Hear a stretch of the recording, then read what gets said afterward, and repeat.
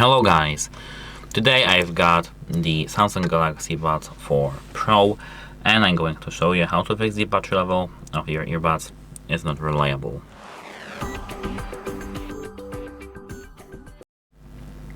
So actually the first thing that you need to do is to plug your case into the power outlet. Once it's done, just wait. Wait for 3 hours so that your earbuds will charge up to 100%, both case and both earbuds. This should eliminate the problem of your battery, which may be just, wrongly setting the monitoring to your phone. So, if it did fix your issue, that's nice. If it didn't fix your issue, just probably the battery sensor is broken, but we can just try to fix this issue.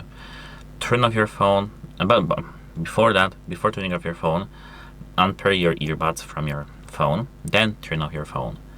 Now open the case lid of your earbuds, and now here hold this button for 3 to 4, maybe 5 seconds until you see this LED light going RGB.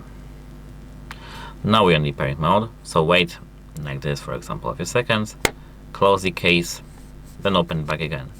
This is the factory reset without the application. This should fix your issue.